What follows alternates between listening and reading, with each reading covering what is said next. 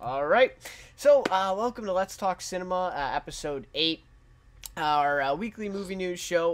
We're back on a Tuesday this week. Obviously we were trying to do it yesterday. A little bit of a storm, actually, where we live. And your internet, Greg, was acting up a little bit there.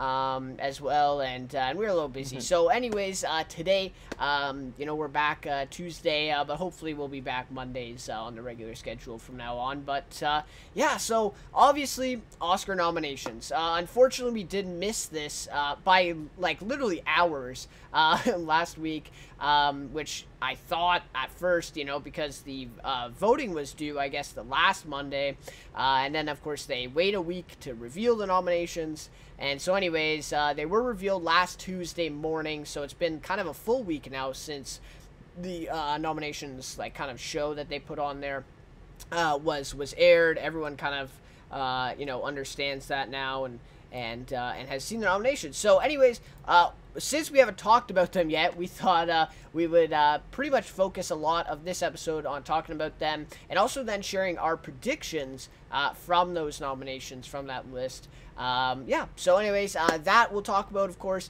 I'll talk about a new trailer from the Ted Bundy biopic, Extremely Wicked, Shockingly Evil, and Vile, with Zac Efron, of course, starring.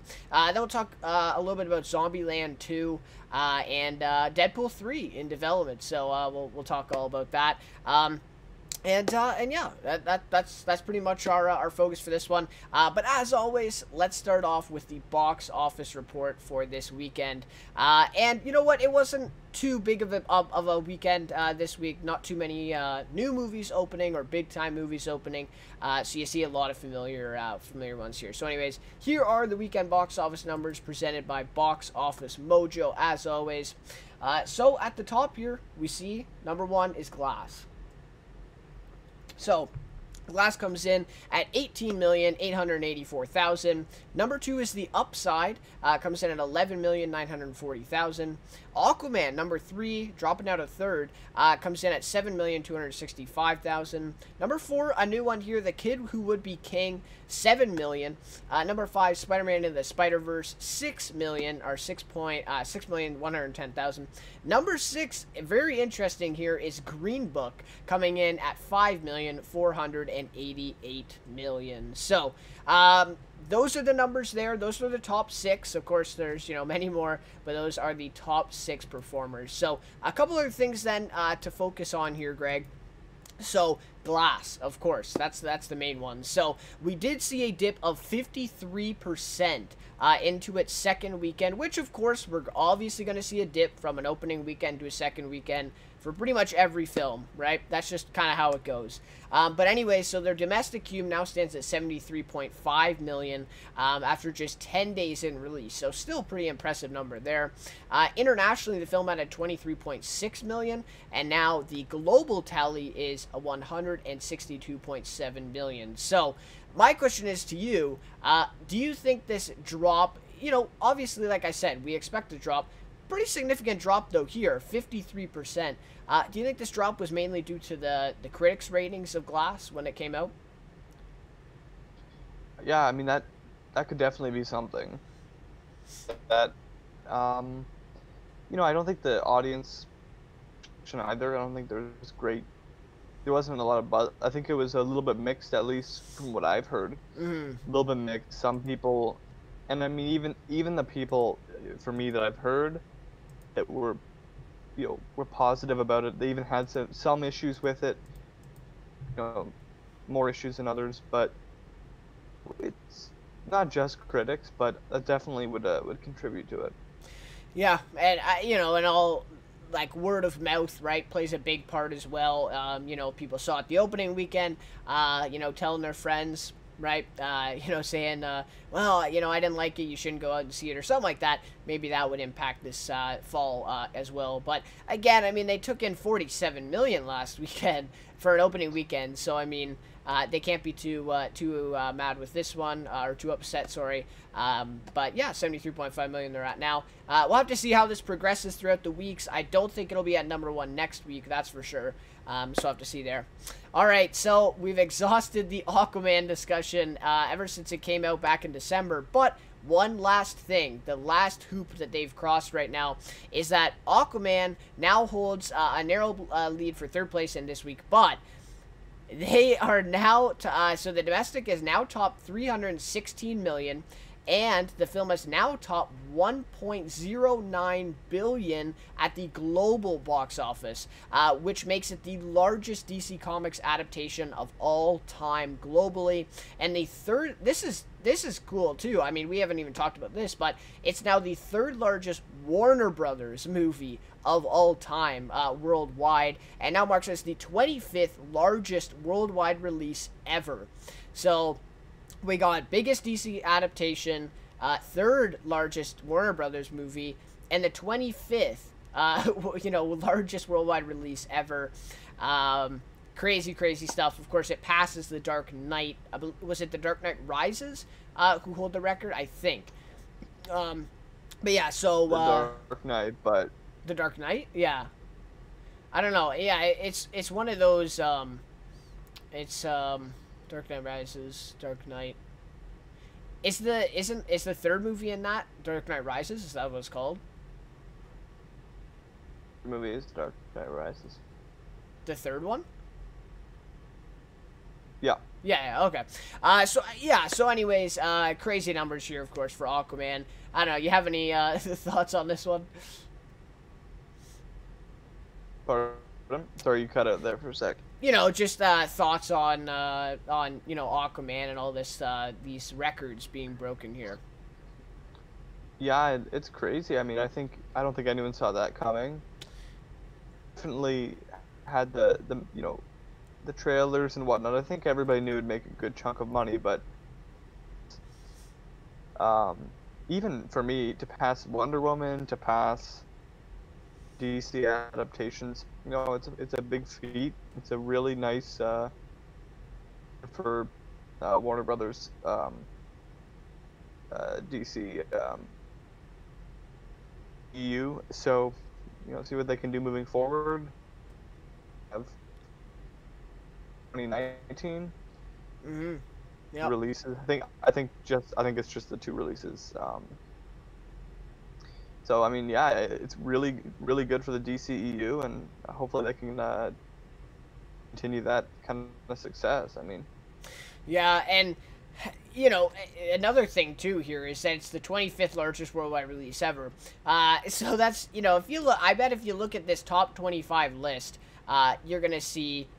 I mean, just in the last couple of years, you're going to see Avengers Infinity War, Black Panther. You're going to see all these comic book movies now kind of, reigning supreme a little bit. And you'll probably see a few there in that largest worldwide release ever list. I think Avatar is the top of that one.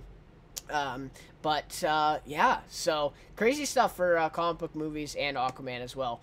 So then budgeted at reported $59 million. The family feature, The Kid Who Would Be King, had strong reviews heading into the weekend, but wasn't able to capture the audience attention. I just said it there, but I think it was $7 million that they made, a little bit over that. And opening day audiences gave the film a B+ cinema score. So, I mean, have you heard much about this one? You said you saw the trailer for it. Is this a surprise to you that they didn't make more than $7 million this weekend? I don't know. I wasn't really sure what to expect with this. January release. That's not typically movies, including the box office, obviously. Mm-hmm. Yeah. I mean, I think I saw the trailer for this movie a few months ago in theaters prior to a movie. Look, I mean, I think the King Arthur movie 18 or 17. So we just had a King Arthur movie that disappointed a lot of people. It's obviously a much different take, but it's the same story, the same basic. Yeah. So I didn't really know what to expect. B+ cinema score is not terrible by any means, but oh yeah, yep. It sounds like the ones who went and saw it enjoyed it, but they just had a problem with getting people out. But yeah, there just wasn't. I don't think real. Yeah, I guess so. There's a strong desire for the movie, really. Yeah. Yep. So then just outside the top five is Universal's Oscar contender Green Book, which we just talked about, which expanded into 2,430 locations this weekend. I mean, that's crazy, right? Of course, following this week's Oscar nominations, right? So they're going to take advantage of that. They saw a 150% increase from last week, of course, right? Because they made like 100,000 last week. But they got 5.4 million this weekend, which, I mean... Yeah, you know, they were an Oscar contender, but if you look at some of these other ones, The Favorite, A Star is Born, both opened this weekend again. I'm not sure about the locations, but I would assume pretty similar to the amount here, and they did not make 5.4 million. I believe they both made around 2 something million. So, obviously Green Book has got some buzz. I think that this is mainly attributed to people went and saw A Star is Born already, right? People went and saw The Favorite for those who wanted. I feel like Green Book was kind of underrated when it came out. And now that's the reason why so many people would be going to see it now. But I know you talked about even going to see A Star is Born this weekend, right? You know, when it came back to theaters. So, yeah, just kind of interested that these movies are coming back, and that Green Book kind of reigns, you know, supreme over the you know, Oscar contenders. So, and then of course we'll get into its Oscar buzz very shortly. So, lastly, then end things off. The 8th position is where we find Serenity, the Matthew McConaughey and Anne Hathaway film, which was unable to generate much attention, debuting with just 4.8 million from 2,500 locations. Opening day audiences seem to agree with the critics. And given the film a D+ cinema score. Rotten Tomatoes, I believe it's an 18% right now. What did you hear about this? I know we briefly talked about this last week, but you know, what did you hear about this film? Like, I don't know. To me, it's like Matthew McConaughey, Anne Hathaway. How does this movie flop? Right? Are you on that same thought process? I didn't hear a ton about this movie. Before it came out, I don't really know much about it at all, if I'm being honest. Two obviously really strong leads at the head of the movie, but surprised with me not knowing really anything about the movie, just seeing those two. I mean, D+ cinema score is really bad and does not bode well for the run in theaters. Yeah. I don't know. I mean, it's just from, you know, just looking from outside looking in, it's like, well, this movie should do okay. I mean, it's a drama, like it's not a blockbuster or anything, but with those two names attached, you'd think it'd do better. But a lot of people are talking about that, you know, the film just isn't that good. And again, that's kind of where the word of mouth may have played in to that too. I still kind of want to give it a chance because I really love Matthew McConaughey. True Detective was one of my favorites of him. But anyways, so yeah, Serenity, a total flop this weekend at the box office. And I mean, keep in mind, right? This is the question that you have to ask yourself here: is why would a studio put out a Matthew McConaughey and Anne Hathaway drama movie in January, right? So that kind of put up a red flag, I think, where the studio was like, all right, well, we're not that confident in this film, right? And that's probably why they put it in January rather than December or, you know, later in this year, right? So, yeah. Anyways, I just want to do it then for the box office report. Now let's get into our main topic. So, of course, the Oscar nominations. Let's get into it. So, like I said at the top, the Oscar nominations were announced Tuesday morning, bright and early. We were thinking about doing a special, right? Because we missed, like I said, I mean, we missed it literally by hours. Talking about last week, which would have been better. But, anyways, we're here. So, anyway, what we'll do is we'll go down the list for the major categories. I'll, you know, give the picks, and then maybe each of us give our prediction as to, you know, who's gonna win. And yeah. So, all right. So the first one, of course, Best Picture. We got 8 movies this year nominated. We got Black Panther, BlacKkKlansman, Bohemian Rhapsody, The Favorite, Green Book, Roma, A Star is Born, and Vice. So out of those 8, I guess if we want to discuss a little bit too about this, but out of those 8, what are your thoughts on them, and then what is your prediction for who's going to take this one home? I think probably I'm leaning between Roma and Stars Born. Probably go either way.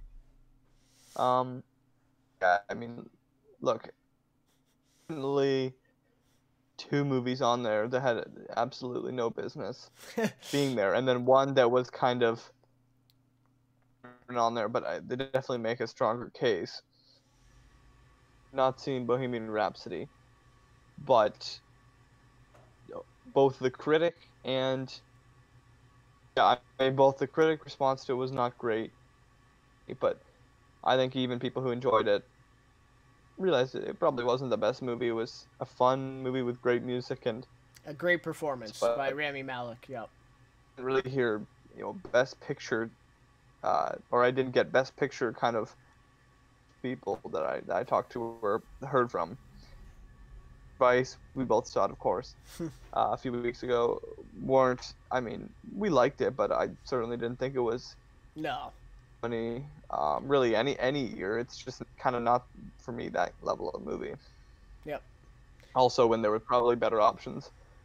And then obviously Black Panther, which I didn't think it was the best superhero movie of the year, even, get a Best Picture nominee with that, but I mean, the Oscars is becoming just pretty much popularity contest.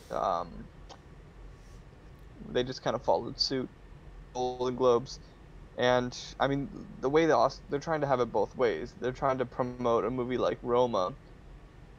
It's a foreign movie, fairly not unknown, fairly small. It has a lot of marketing attention, but in terms of the production of it, there's no it's not big names. It's not a big. They like Roma, and then they're also promoting like Black Panther, two major audience hits. So it's weird. Yeah.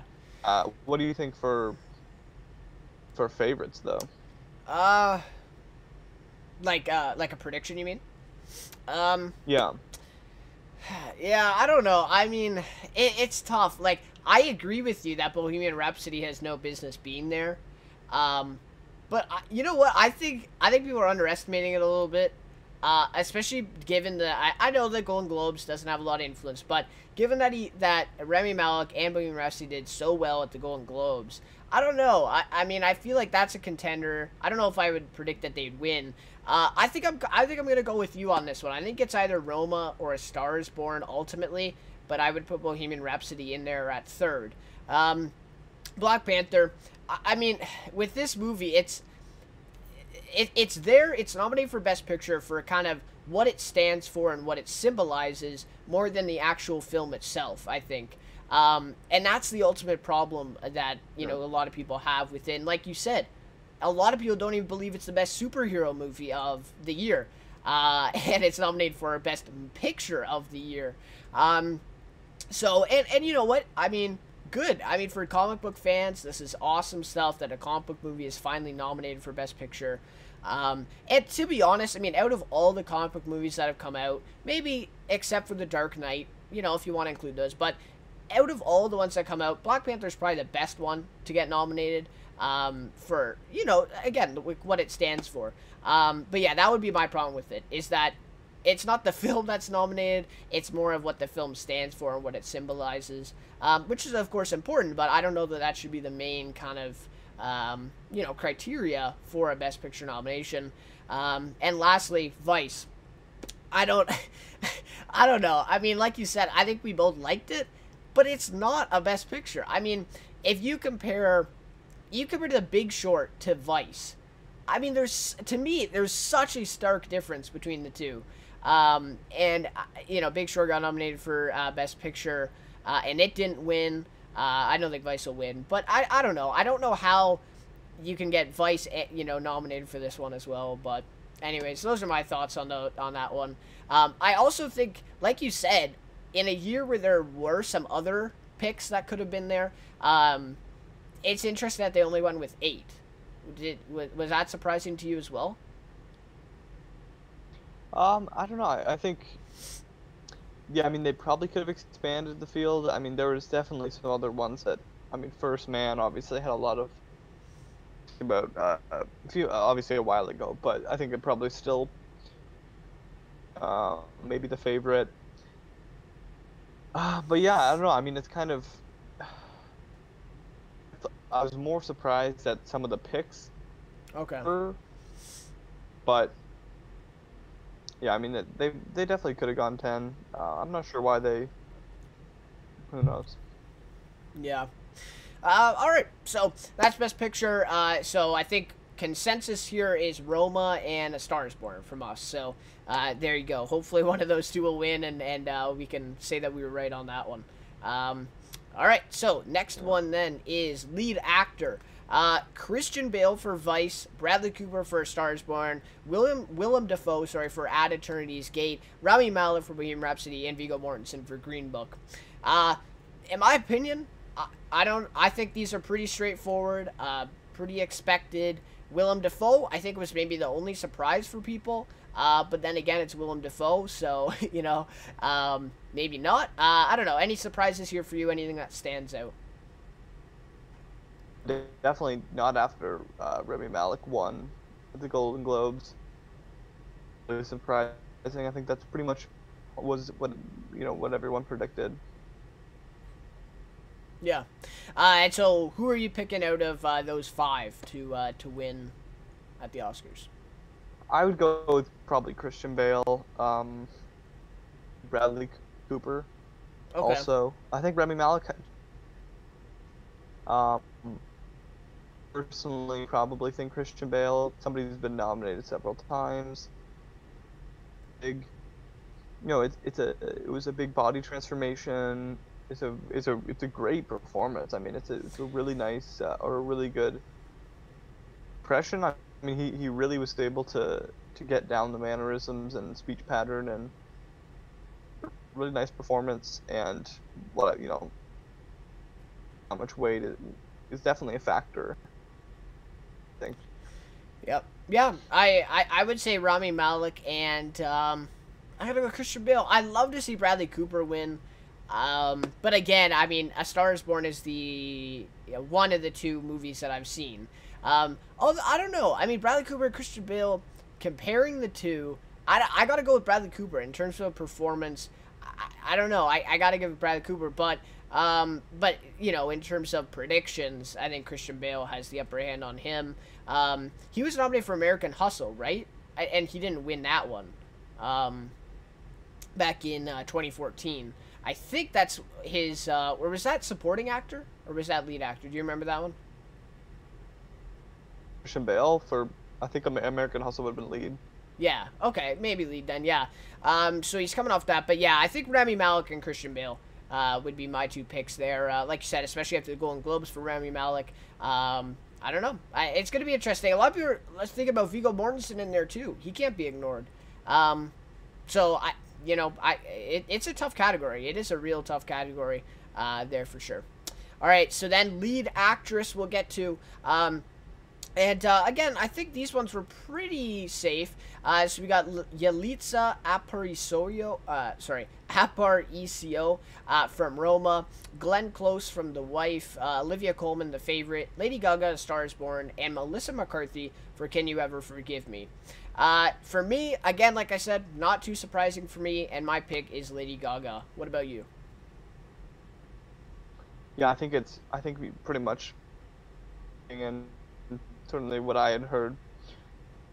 It's either Lady Gaga or Glenn Close, I think. I don't think anyone else really chance, or will even really be considered. Maybe Olivia Colman, but 2 of them.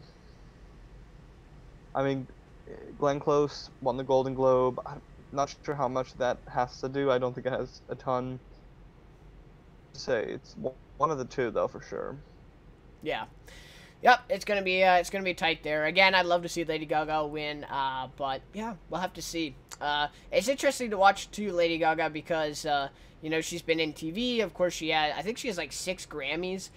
If you want to get into that EGOT conversation, she has 6 Grammys now. If she wins this Oscar, which she might anyways for Best Original Song. Anyway, so she wins this Oscar, she'll be kind of on her way. She's been in a few TV shows, has not got an Emmy yet, and of course not a Tony Award for the stage performance. But yeah, gonna be interested to see if that happens for her. All right, so next is supporting actor.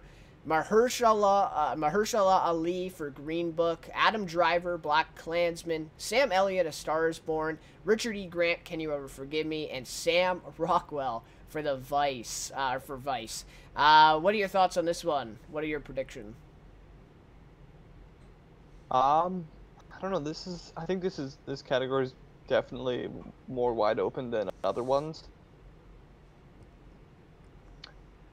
I would kind of lean Mahershala Ali, but I don't know. I'm not. Maybe maybe Sam Elliott. I don't know, like kind of like a legacy thing. Yeah. If I had to guess, I'd probably say Ali. But I think it's pretty wide open. Yeah, I mean, it's tough. I mean, I think Mahershala Ali deserves it, but I think Sam Elliott is gonna win. And not saying that Sam Elliott didn't give a good front. I mean, he did. But I mean, if you watch A Star Is Born, he's really not in that much of the movie. I mean, we're talking probably 20 minutes, 25 minutes maybe. And Mahershala Ali has such a bigger part and such a more, you know, significant role in his movie. So I thought the Adam Driver nomination was kind of interesting too. That one was a bit surprising. Yeah, I think Adam Driver. But Yeah, definitely Adam Driver. I think would be another favorite. I kind of forgot that you mentioned him. Yeah, so he's in there. Yeah, with the movie, obviously, it's a great performance, and yeah, Adam Driver for sure. I think would definitely conversation. But like I said, I think all of them really have a great chance. And just quickly, Sam Rockwell, Timothy Chalamet. What happened there? What are your thoughts on Sam Rockwell getting that nomination, especially because you've seen the film? I don't think it made any sense. I think if you're going to nominate actor in the film, it's Steve Carell. I think that's pretty obvious. I mean, look, they're both pretty much just doing impressions of their respective people they're portraying. It's a comedic. Both are comedic roles. Not only is Steve Carell more integral to the film character, film a lot more. I mean, Sam Rockwell's not in a ton of the movie and all that consequential. I don't think it was a deserving nomination at all, but I don't think he'll win, but who knows? I mean, yeah, Billboards, which was a couple years ago, but you know, Academy likes yeah, they've already won. So. I think it's kind of just by name. It's got to be, because I think, you know, anyone who's seen Vice, I mean, just an objective point of view here, if you're gonna nominate someone from that movie, it's Steve Carell over Sam Rockwell. And I agree. I mean, you talk about Sam Elliott, like I said. I mean, Sam Rockwell, is he in 20 minutes of the movie? I'm not like, I don't know, probably around 20 minutes, but probably around, not much more than that though. Not in the first. Yeah, sorry, he's not in like the first half of the movie. Mm-hmm. Yeah, and well, he plays George W. Bush, who comes in, but yeah, I don't know. I felt like his performance. Well, I mean, Steve Carell kind of, I think, gave his own little you know, kind of spin on his.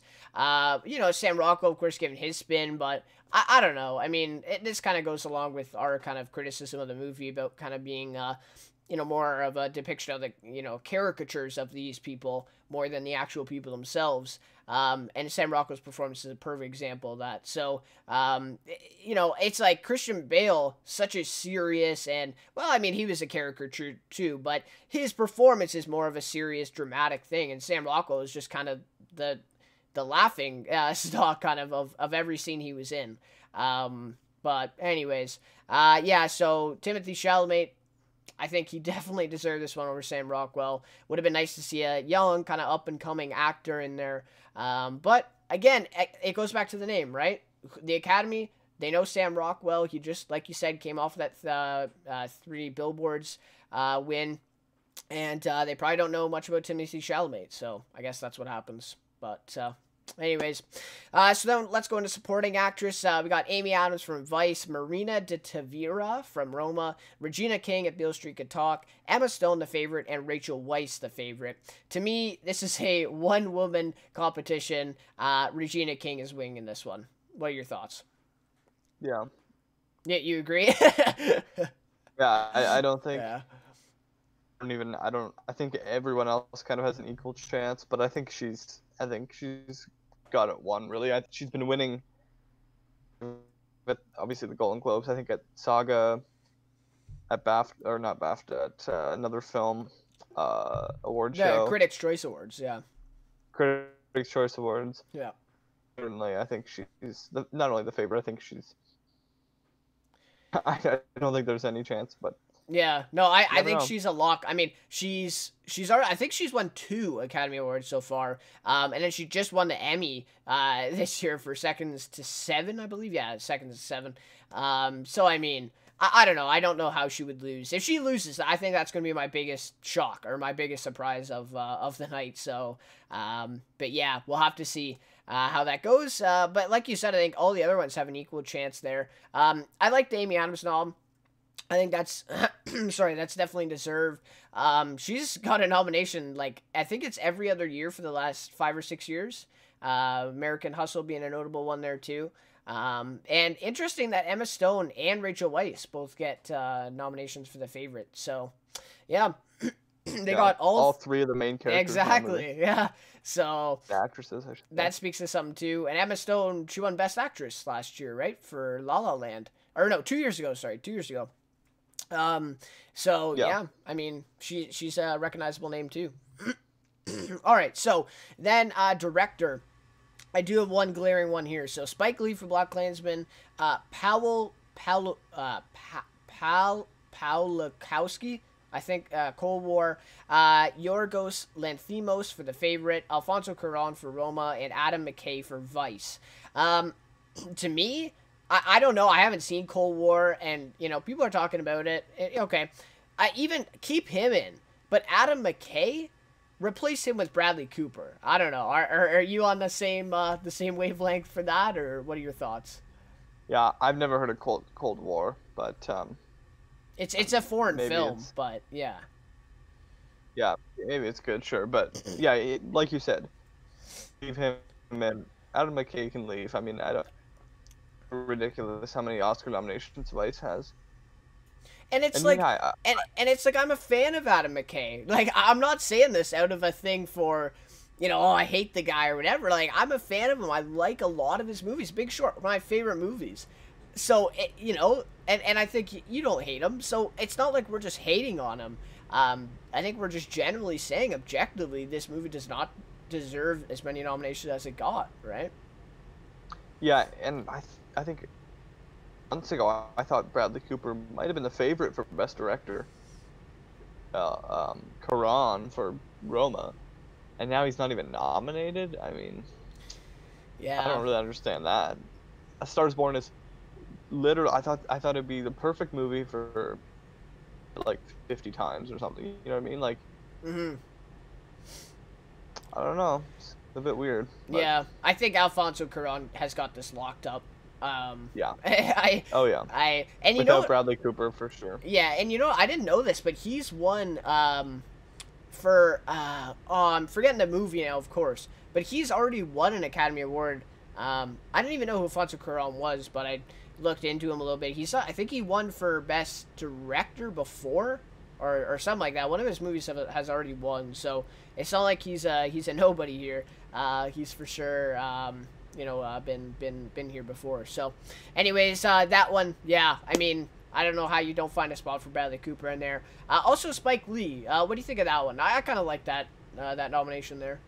Yeah, yeah, it obviously has really good reviews, great buzz around. I have not seen it, but too. Yeah, it's not surprising. Spike Lee's been nominated. Obviously, like I said, a lot of good things about it. Kind of expect nomination. Yeah, I think he has a chance, but ultimately, Kron Yeah. was quite possibly the favorite with Bradley Cooper. Or sorry, if Bradley Cooper had been nominated. Yeah.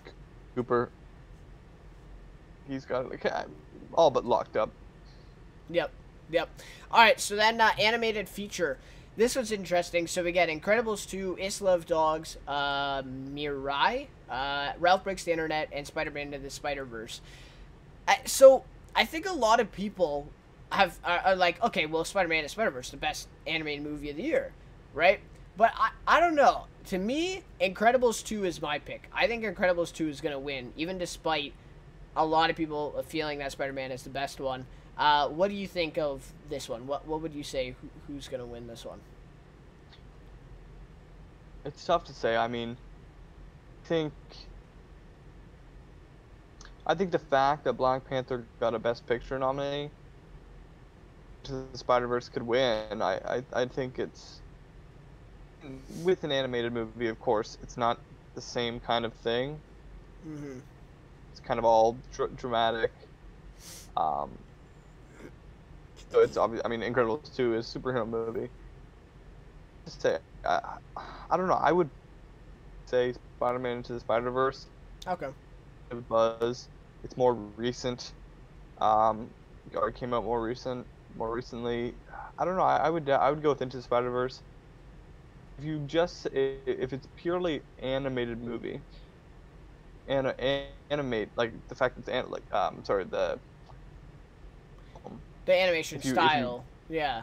If you put aside also about the film is extremely unique and really hasn't been done before movie otherwise, but I think just that for that reason alone, amazing animation and just so innovative and unique. I would pick it, but I think certainly Incredibles 2 could I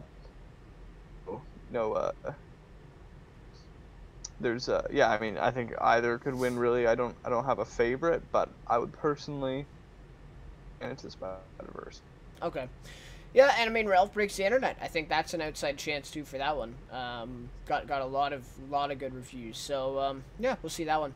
Animated short. None of us Yeah, neither of us have seen any of the animated shorts, so we'll skip that one.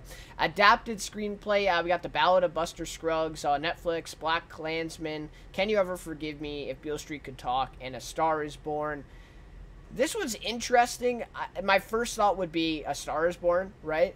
But I think thinking about this a little bit more, I don't know. I think Black Klansman might even take this one home. This is a competitive one. What are your thoughts on this one?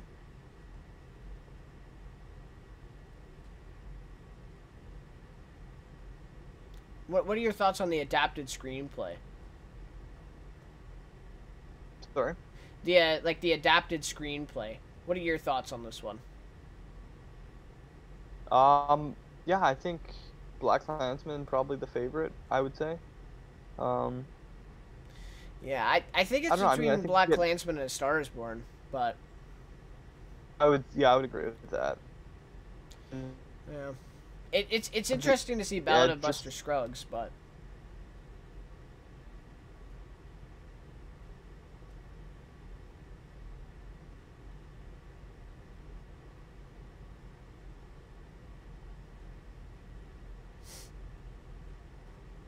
sorry, you've cut out completely. I cannot hear anything. Oh, okay. No, I was just saying, it's interesting to see The Ballad of Buster Scruggs on Netflix, nominated there too. But yeah, I think it's Black Klansman or A Star Is Born, right? Yeah, I was just gonna say, I think Black Klansman may have the edge. I think there's some comedic elements to it. I mean, I think that sometimes for best screenplay. But we'll see. All right, and then just to end things, yeah, I guess just end things off. Original screenplay, we got The Favorite, First Reformed, Green Book, Roma, and Vice. I think Roma wins this one. Maybe Green Book. What are you thinking there? Yeah, I would say Roma probably. Yeah, I don't know. I mean, I think you're probably right on that one. Yeah. Um, I could see an outside chance for Vice just because of its uniqueness, maybe. But again, I think that goes a lot into the editing part too. So yeah, I'm not really sure on that one. But we'll have to see. I mean, Adam McKay wrote and direct. Alfonso Cuarón wrote and direct. So yeah, we'll have to see. I don't know. I like the First Reform nomination though. A lot of people were talking about Ethan Hawke getting snubbed for Best Actor. For First Reform. So yeah, interesting pick there. So anyways, yeah, that'll just about do it then, I think, for the Oscar nominations. There's of course a few more. Cinematography, Best Documentary. I don't know if you heard about the Won't You Be My Neighbor. A lot of people were talking about that one. And Best Foreign Language Film. Yeah, that category is a joke, right? I mean, like, you know, Capernaum, Cold War, Never Look Away, Roma, Shoplifters. I mean, you know, like, why even have that as a category? Roma's going to win. So, anyways, yeah, so anyways, just a few more. Film editing, Vice, of course, gets that nomination, like I said. Sound editing, sound mixing, production design, original score, original song. You see Shallow from A Star Is Born winning that one, right? Yeah, I don't even know what are the other nominations.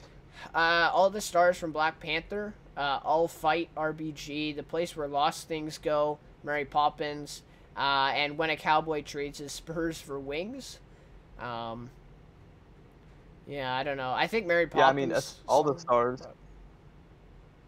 Like, I think might have a chance, but I think Shallow is in that category. Yeah. Yeah, and so that's pretty much it. Visual effects. Some people were talking about Aquaman not being nominated for visual effects, saying that it got snubbed a little bit. But, yeah, interesting. Visual effects is Infinity War, Christopher Robin, First Man, Ready Player One, and Solo. So there's your First Man. I remember you talking about First Man. You thought it would be a Best Picture. You thought Ryan Gosling get Best Actor and all that. And didn't turn out that way. I don't know. I don't know what happened, but yeah. And Claire Foy didn't get a nomination either. A lot of people were surprised about that one. So yeah, I mean, in terms of snubs, I think Timothée Chalamet and Bradley Cooper. Those are kind of my two biggest ones in terms of that. And yeah, that's pretty much it. I think all these nominations, I mean, I was happy with them. I mean, and of course, Best Picture if you want to talk about Black Panther, Vice, a couple of those. But outside of that, I think pretty good nomination round here for the Oscars. So of course, I forget the day. I think it's the February 24th is the date for the Oscars. I believe so. Yeah, February 24th. So, anyways, of course, we'll be watching, and we'll probably do like a review of it on the show here then when it comes on. So, anyways, now let's quickly get into the discussion about Extremely Wicked, Shockingly Evil, and Vile, the trailer. So, a couple things. Release date, 2019, starring Lily Collins, Zac Efron, and Angela Serafin, directed by Joe Berlinger.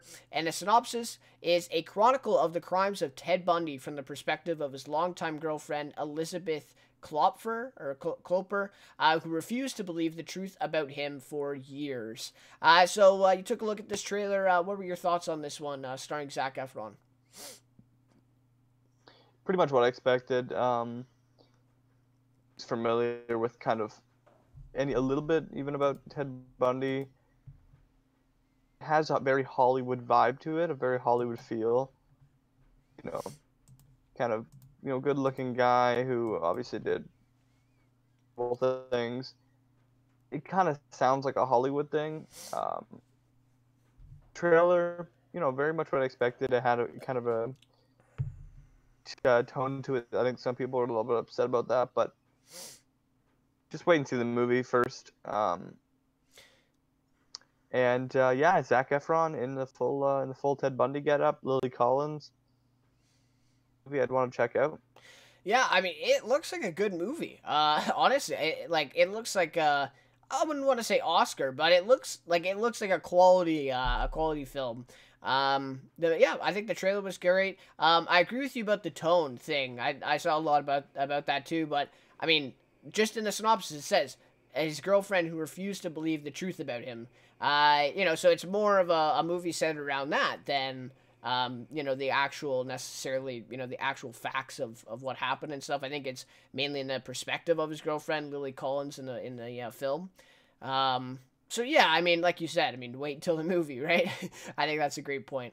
But yeah, no, I thought it was a pretty good trailer, seeing Zac Efron, like you said, in costume, and he really looks the part. I think he was great. I mean, like, to get him to play Ted Bundy in this movie, I think was a great choice. He kind of looks the part, and I think he's gonna be good in that role.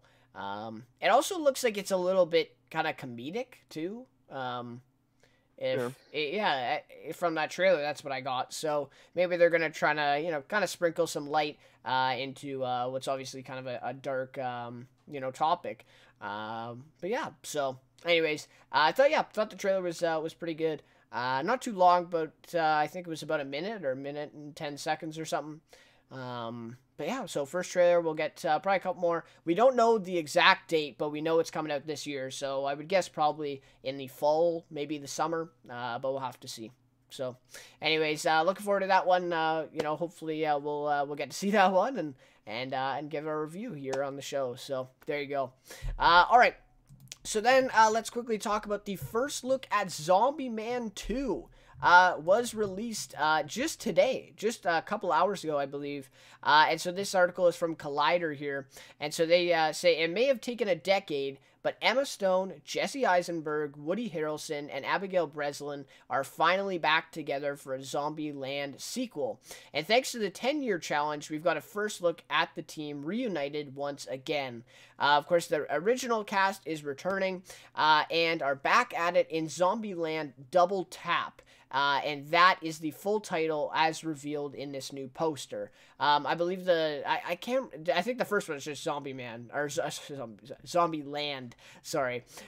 Yeah. So Ruben Fleischer is once again directing from a script by Paul Wernick and Rhett Reese, with all parties involved coming off a lot of success in the superhero genre.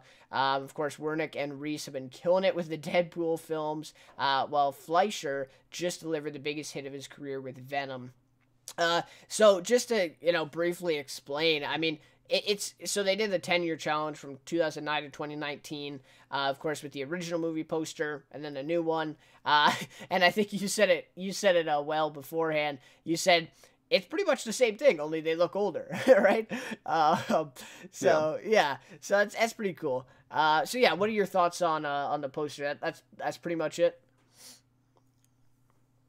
Yeah, I mean, I'm excited for the sequel. I really like Zombieland. It's kind of overdue, really. I mean, it's 10 years. It's pretty long between nowadays. Like I said, I'm a big fan of the movie. I'm really excited to see a trailer to kind of see what looking at here. Ruben Fleischer obviously bringing back a lot of the same team, same actors. Well, hopefully. Yeah. I mean, you're right. I mean, I think it's even the same background of the original one, or it looks very similar. And you pointed out a good thing too, Abigail Breslin. She was, I think, around, you said 12, around that in the first movie, right? Or like that, yeah, 13. Yeah. And of course she's grown up now, and so she looks a lot different in this. Emma Stone looks different too. I will say. So, Jesse Eisenberg, Woody Harrelson also returning. So, as for these new characters, Zombieland Double Tap already recruited Zoe Deutsch as a mystery character, and earlier today, Deadline revealed that Daredevil and Luke Cage star Rosario Dawson has also joined the cast. So, it seems like, as of now, those are the two announcements there. Zoe Deutsch from Sweet Life of Zack and Cody, right? Sweet Life on Deck? on the Disney. Yeah, that's her, right? Same growing up. Yeah. She's been in some movies. Yeah. Since Why then, him? but- Right? Was she in Why Him? Him. Yeah. Happy Death Day or one of those horror movies she was in. Yep. Yep. Oh. Yep. Wow. Anyways, so she's gonna be in it along with Rosario Dawson. I haven't seen her, and I don't watch Daredevil, Luke Cage, but yeah, a lot of buzz around that one too. So, anyways, Zombieland 2, like you said, I think it's long overdue. I think all of us are excited to see it. And I don't know. I mean, so does this confirm that it's coming in 2019? I guess, right? If they do the 10-year challenge and it says 2019. And you said they began production on it, right? Or that you heard that? I'm not sure. Probably by now, I would think so. Okay. Yeah, so again, yeah, we'll have to... Well, sorry, when is it coming out? It just says... I mean, just... The poster that was released says 2019. So, I'm not sure if that means that it's coming in 2019 or not, but I would assume so. Yeah. But... Anyways, so yeah, again, really excited for that one, and yeah, we'll have to see the exact release date, and like you said, a trailer. That's going to be pretty awesome. So, yeah, all right, so then let's move on to our last topic then, which is Deadpool 3 is in development. Ryan Reynolds confirmed this. This article is from movieweb.com, and of course this one, I think this was today? Was it today, or... No, it was 6 days ago. So not today. But anyways, so even though X-Force may be dead in the water, that doesn't mean Ryan Reynolds is done with Deadpool yet. Not by a long shot. Not only did the actor recently appear in China to promote the release of Once Upon a Deadpool, but he also confirmed that Deadpool 3 is indeed being worked on and that it will take the franchise in a completely different direction. And according to a new report, Ryan Reynolds actually canceled surgery for an injury he suffered on his left arm while filming in order to appear in China to help promote Once Upon a Deadpool. And I guess his quote was, "It's been a dream of mine for years to bring Deadpool to China and Chinese audiences. So for me, this is heaven on earth. This was more important. I was not going to miss coming to China." So interesting stuff there. Once Upon a Deadpool is still not released, I guess, or yeah, it hasn't quite released yet in China yet. So yeah. So what are your thoughts on this one, Deadpool 3? I know you're a pretty big fan of the first two Deadpools, and what do you think of him saying it's going to be a total different direction, the third one? Yeah, it's interesting to hear because the first two were very similar, right? I mean, the plot is a bit different, but the kind of the broad idea very similar. The similar, tone formula. is very similar, right? Sure, Ryan Reynolds is doing his Deadpool jokes and stuff like that. The fact that they're doing a third one, not a surprise at all, really. I mean, the second one made a good chunk of money and was full.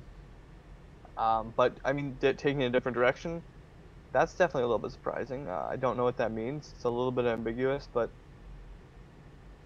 either way, I'm excited for a third one. I think the first two have been, like I said, really good, and so hopefully they can keep it going for their third movie. Yeah, I mean, I don't know. I'm not sure exactly what he means. Maybe that's in terms of a rating. I don't know. I mean, the first two are rated R, right? And then this Once Upon a Deadpool comes out and it's PG-13. That was kind of the whole point around it, right? Taking out all kind of the, dirty and inappropriate, I guess, that moved it up to an R, and basically filming 2 or 3 new scenes and putting it out. And so, maybe that's what he's talking about. The tone maybe changing a little bit. Or he just means that for the character and the storyline, it would just change a lot. But yeah, interesting stuff. I don't think we're surprised that a third one is happening. It seems like all these superhero movies are getting trilogies now, or at least sequels if they're successful. And obviously Deadpool has been that. So, and it's great to hear that Ryan Reynolds is so invested too, right? I mean, it sounds like he's really invested into Deadpool, the franchise, and he's really dedicated to definitely a third one, and also the whole thing. So yeah. Anyways, some really great news here with Deadpool 3 in development. Again, No idea when it's going to be coming out. I'm sure that they're probably not even done a script yet, but looking forward to it nonetheless, for sure. Yeah. So, anyways, that'll just about do then for all our topics. Unfortunately, this week, Greg and both of us did not see a new movie in theaters or online or whatever. Little unfortunate, I have to say. I kind of wanted to see Serenity over the weekend, but then a bunch of these reviews were coming in, and I still want to see it. I don't know if that I'll see it in theaters. Maybe when it comes out, I'll take a look at it. But other than that, I mean, there just wasn't a lot of stuff that intrigued me this weekend. You talked about going to see A Star Is Born, but I saw it back in October or September when it came out. Anyway, so the moral of the story is we did not see a movie this week, so unfortunately, we don't have a discussion or a review on that. But let's end it off with this then. Our question of the week. An interesting one, of course, kind of based around the news about this Ted Bundy movie with Zac Efron.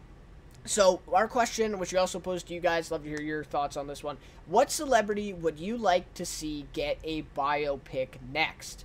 Yeah, I don't know. You want to take this one away, Greg, and then I'll share my thoughts. You're cutting out a little bit still. Oh, sorry. Just like the question: what celebrity would you like to see get a biopic next? Right. Yeah. That's tough. It is a tough one. I gotta think. I mean, if for music or for sports, because there's not a ton of sports biopics. That's true. Yep. Oh, I'm trying to think of I don't know, LeBron James. I'm not sure what his a wildly interesting upbringing. Yeah. Maybe like some sort of even Tyler, who's he's the front man of Aerosmith, the rock band. Yeah. Life. Obviously that would include quite a bit of music, which would be good. I mean, that's what you saw with Bohemian Rhapsody. Well, I was just gonna say, I think Bohemian Rhapsody has definitely opened the doors to Right. not just like you said, like Steven Tyler, great example, right? Steven Tyler's at obviously the pinnacle of it, but then also they can explore Aerosmith and kind of the journey of Aerosmith going. Similarly to Queen. So yeah, I would agree with that. I think any of these the Beatles, I'm not sure, there's probably some documentaries have been made, but I don't know about a formal biopic. And some of these other bigger bands, right? Yeah, like another one like Mick Jagger and the Rolling Stones. I mean, he's obviously had a really interesting life. Yeah. The relationship with him and all the struggles they went through, and then of course Jones and all their music. If I wanted to see biopic, I think a music one would be very interesting, just because of all the great things and they can recreate iconic performances, and I think that'd be really interesting. But to even add, I just remembered Elton John, I think, is getting a biopic. Yep, I was just gonna say that. Yeah, Taron Egerton. Man, I think it's coming out. Yep. Yeah, so that should be full of great music, obviously. Yeah, I'm really looking forward to that one too. I've heard though as well that it's not necessarily a biopic in the same that Bohemian Rhapsody was. I think it's Right. more of like a showcase kind of his music and his life. I don't know. I don't quite understand the difference between the biopic and kind of a showcase type of thing. I don't know. I'm looking forward to Aquaman though, yeah, for sure. In terms of if you want to refer to it as a biopic, for sure looking forward to that one. But yeah, I mean, you could go to we're just talking about kind of artists now, but I mean celebrities too. Yeah, I mean, there's tons. I mean, any of these kind of big actors, you could probably do something on them. Yeah, it's interesting. And then you can also do kind of scandals. I mean, American Crime Story has been great at doing that. Talking about doing a Monica Lewinsky and Bill Clinton season, right? You and I have talked about that. Yeah, so it's interesting. I mean, presidents, that's another one too that you could see. as we pretty much just saw in Vice, a little bit of that. So, anyways, yeah, lots of, opportunity and lots of potential here for biopics. And like I said, I think Bohemian Rhapsody has really opened that up just this year, lately, into kind of the musical version of it, at least. And it turned out really well for them. So, I think we'll see more of those similar in the future. But anyways, guys, yeah, let us know what you would like to see. That LeBron James one is interesting, too. Something like that, or maybe a kind of Magic Johnson, something like that. He's gone through some trials, tribulations as well. So yeah, interesting. But anyways, guys, that'll just about do then for Let's Talk Cinema for this week. Great talking about the Oscars, and of course February 24th. We'll be watching. Really looking forward to that. And no host, but we'll try to make do, of course. Yeah. Anyways, some new movies opening up this next weekend. So of course we'll cover that next week. Back when we're on Monday, normal time. So, anyways, guys, again, thanks so much for watching. Greg, thanks for joining me once again, being here. Of course. And yeah. Anyways, guys, again, thank you so much for watching, and we'll see you next week. All right, take care.